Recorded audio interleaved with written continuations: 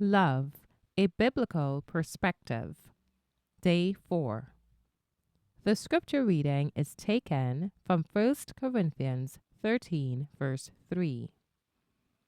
And though I bestow all my goods to feed the poor, and though I give my body to be burned, and have not love, it profiteth me nothing. Generosity is a very good trait, and giving what you possess to a worthy cause, such as feeding the poor, is very good. Someone who not only gives, but gives their all they possess, in order that the poor may be fed, is seen as a kind, generous, and beneficent individual. However, doing this, giving all your goods for the benefit of others, if this is done without love, it means nothing.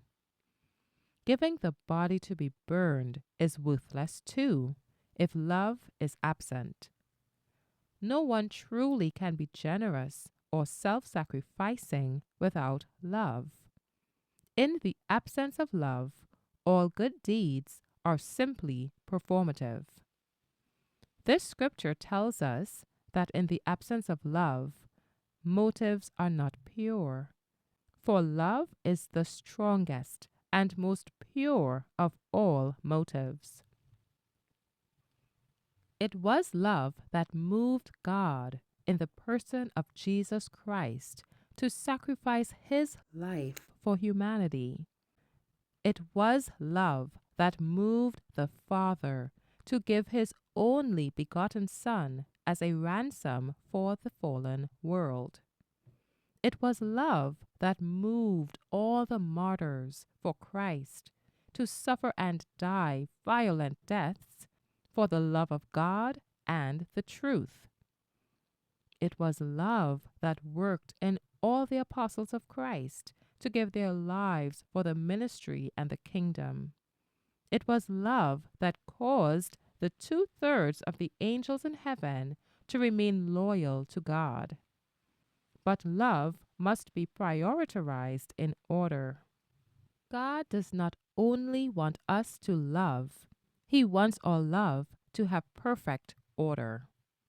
Love for God must be supreme and must outvie all other loves. Having love for God first and foremost protects us from inordinate love. Deuteronomy 6 verse 5 gives us the order and intensity of the love God expects to find in each of his children.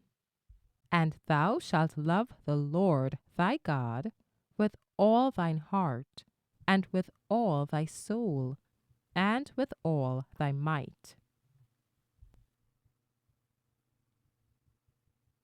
Deuteronomy 30, verse 6 tells us that to love correctly is our assurance to life.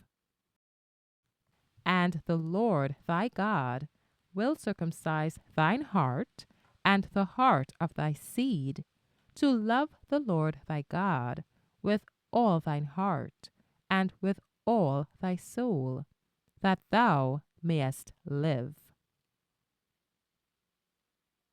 Jesus tells us in Mark 12, verse 30, that the first commandment of God is this: and thou shalt love the Lord thy God with all thy heart, and with all thy soul, and with all thy mind, and with all thy strength.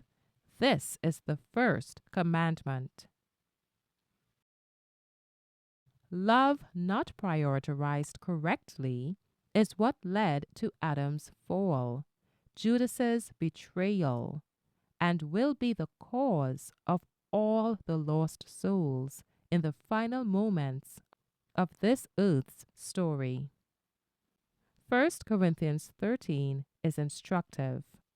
It tells us of what love should look like and teaches us what is expected of us as children of God.